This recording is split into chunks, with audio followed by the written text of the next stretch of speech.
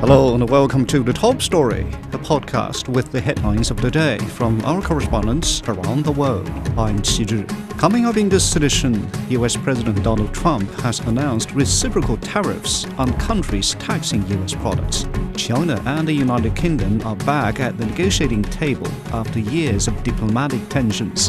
And Hamas says it will continue the ceasefire agreement with Israel as agreed. We begin in North America. Washington has announced reciprocal tariffs on countries taxing U.S. products. President Donald Trump signed a memo on Thursday, ordering his team to start calculating duties to match other countries' plans. Observers say the U.S. is using the tactic as a bargaining chip. Putin reports from Washington. Donald Trump signing a presidential memorandum Thursday afternoon, levying reciprocal tariffs. Now, this is critical because it affects all U.S. trading partners, rivals, and allies alike. And the essential premise here is that whatever global partners are charging the United States in terms of tariffs on U.S. goods that they import will be levied in return. Now, this is a departure from how the United States has operated in terms of global trade and will be destabilizing. Trump, for his part, though, doubling down on his notion that the status quo is unfair to the United States. And this is very much a part of his America First and protectionist way of going forward in terms of his desire to bring back jobs to the United States. So there are going to be tailored tariffs. That means that they will impact a range of countries in different areas, not just tariffs, but also taxes, subsidies, exchange rates.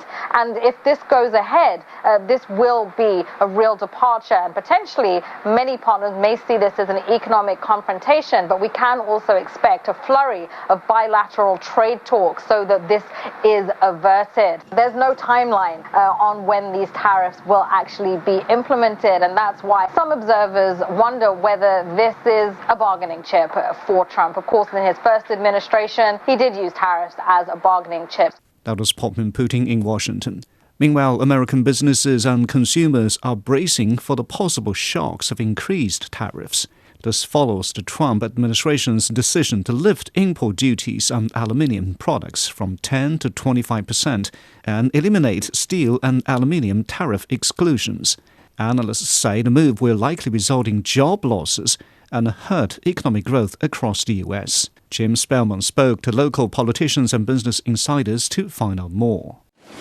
The new steel and aluminum tariffs announced by U.S. President Donald Trump are presenting challenges across the country. In California, there are concerns the move could drive up the price of rebuilding homes and businesses after recent wildfires. These tariffs are nothing more than taxes paid by consumers, paid by taxpayers. So by definition, they would impact some of these efforts. The tariffs on imported steel and aluminum will likely drive up the price of cans. Some companies are trying to adapt. Coca-Cola may use more plastic bottles and fewer aluminum cans, but smaller businesses like local craft breweries have fewer options. I think they're going to be challenging for a lot of craft brewers. Craft brewers use a lot of steel and a lot of aluminum. Steel's used for brew houses, for fermenters, for kegs. And aluminum's the preferred packaging for many craft brewers. About 75% of packaged product goes into cans. We love our cans as Americans. And so any increase in the price of cans is going to be challenging for craft brewers. Many countries are expected to launch counter tariffs aimed specifically at products from states that support President Trump, including products like Kentucky bourbon. The impacts are far-reaching. This is going to hurt everyone in Kentucky, from the people who grow the corn that goes into bourbon, from the people who put it in the barrel and in the bottle, to the truck drivers who drive it to the different stores and locations. These tariffs by Donald Trump and the anticipated actions by the other countries are going to hurt people in Kentucky. The new tariffs are slated to go into effect March 12th. Many countries say they're ready to launch counter tariffs immediately. That was Jim Spellman reporting. Turning to South America, Brazil has signaled caution in its response to the Trump administration's steel and aluminium tariffs. Leaders say they hope to avert the new levies through dialogues and negotiations with Washington. Paulo Cabral reports from Sao Paulo. Brazil is a major producer and exporter of iron ore and steel and also has significant interests in aluminum. So there is real concern in the industry here about the new tariffs announced by US President Donald Trump. But some traders, like Bruno Russo, believe that American companies won't be able to increase their own output to meet US needs in the short term. And if they do, he says Brazil can find other markets. I would say that Brazilians, if we are smart, there are opportunities. Whenever there is changes on the supply chain, it opens opportunities to find new markets. Last year, Brazil shipped some 5.8 million tons of steel to the U.S., its biggest buyer, in sales worth $4.1 billion.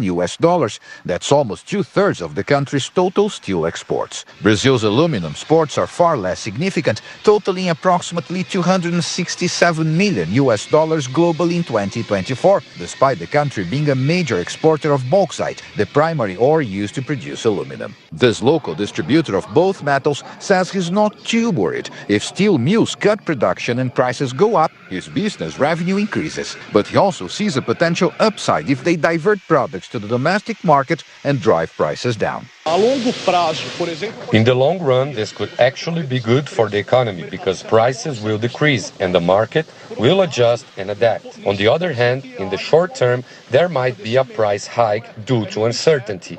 So it's a bit uncertain, but there is no reason to panic.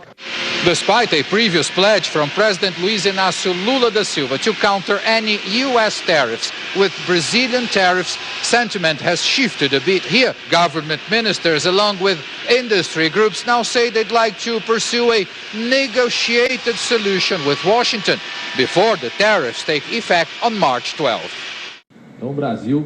Brazil does not support and will not engage in any trade war. We will always advocate for the strengthening of free trade. Unilateral measures of this kind are counterproductive for improving the global economy. The world economy loses with this contraction, with the deglobalization that is happening. Brazilian steel and aluminum were also targeted by Donald Trump's tariffs during his first term in 2018. However, they were revoked a few weeks later following negotiations that resulted in a quota deal. Hopes here are that a negotiated solution will once again prevail. That was Paulo Cabral in Brazil. Turning to Europe, China and the United Kingdom are back at the negotiating table after years of diplomatic tensions. Foreign Minister Wang Yi has been in London meeting with the senior UK officials, including Prime Minister Keir Starmer and Foreign Secretary David Lammy. Wang and Lammy co-chaired the 10th China-UK Strategic Dialogue on Thursday, in which the senior Chinese diplomat expressed his delight at the resumption of the event. This is the first China-UK Strategic Dialogue in 7 years. The two foreign ministers pledged to follow the guidelines set by Chinese President Xi Jinping and Prime Minister Starmer when they met in Brazil last November. Key focuses include trade, health, education, and climate action. Ilo Abdafid has more on Wang Yi's visit and the two countries' efforts to rebuild trust, strengthen dialogue, and deepen cooperation. That Wang Yi has come here as Foreign Minister of China to meet David Lammy, but he also managed to meet Keir Starmer, the Prime Minister, and Jonathan Powell, the National Security Advisor. So he saw three of the most important people in terms of this new government, newish government, which was elected into power July last year. And that does kind of show a step change from the previous Conservative governments in the UK. It's been a period of change anyway in the last few years with COVID and with Brexit, and 5 Conservative Prime Ministers in a relatively short space of time.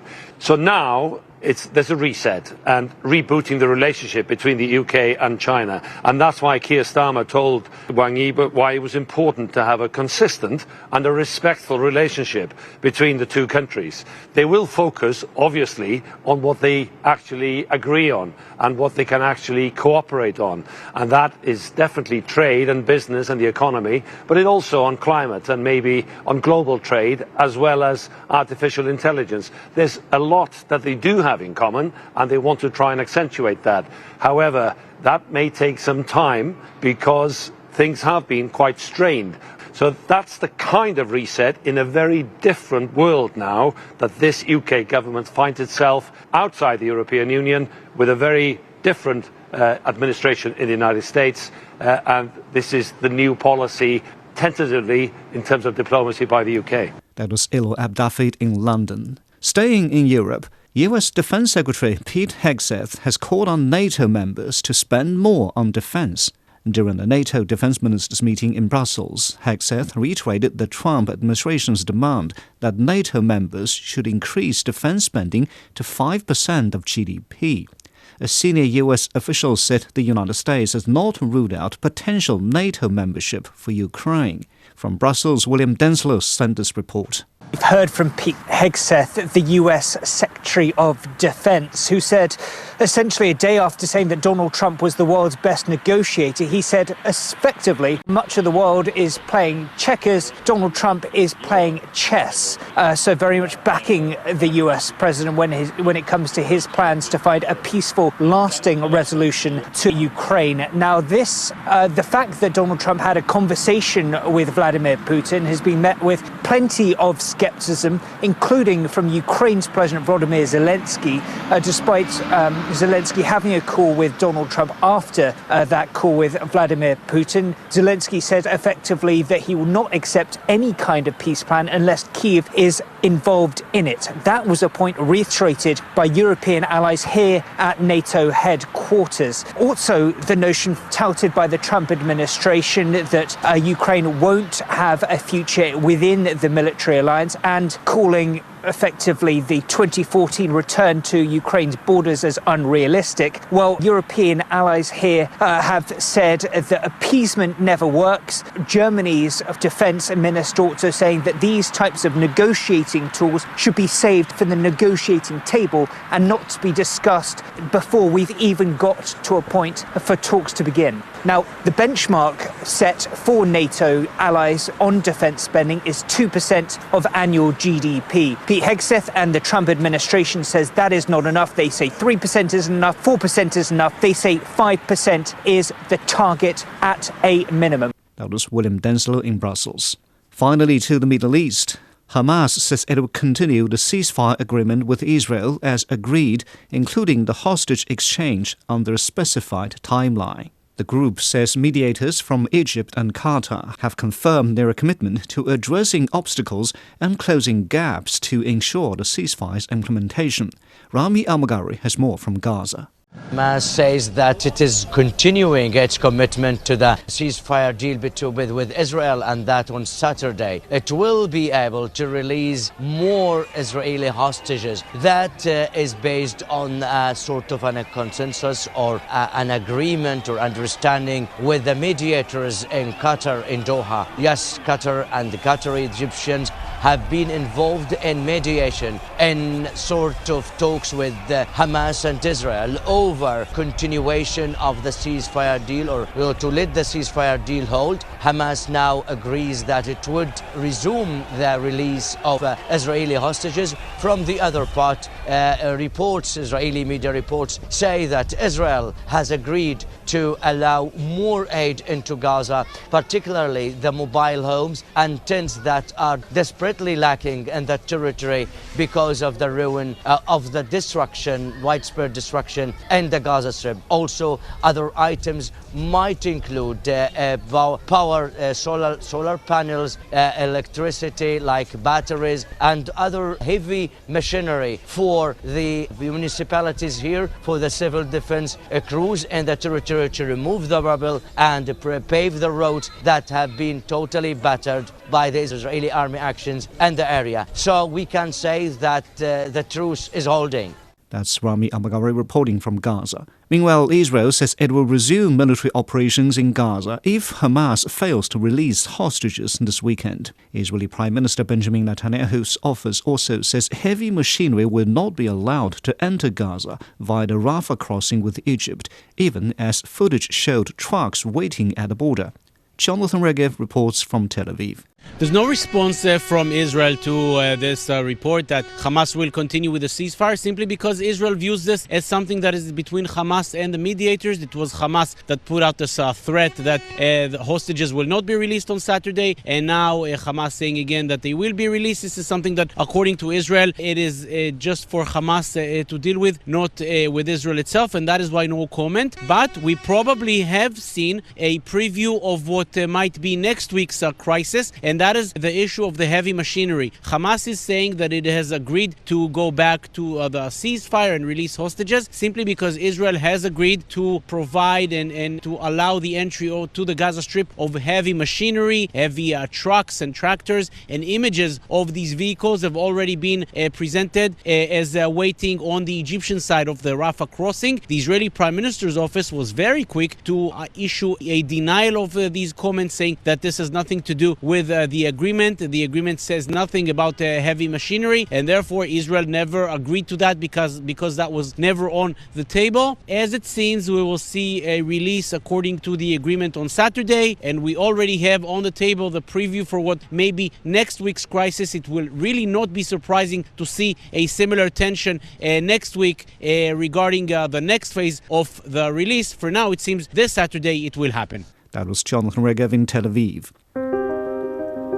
Now, recapping the headlines before we go, US President Donald Trump has announced reciprocal tariffs on countries taxing US products. China and the United Kingdom are back at the negotiating table after years of diplomatic tensions as the Chinese foreign minister traveled to London for talks. And Hamas says it will continue the ceasefire agreement with Israel as agreed. And that's it for this edition of The Top Story, a podcast that brings you world headlines every weekday. For more news in politics, business, sports and culture, you can subscribe to the Beijing Hour, a one-hour podcast news magazine program. We welcome and appreciate all ratings and reviews. I'm Qi Zhi. Thanks for listening.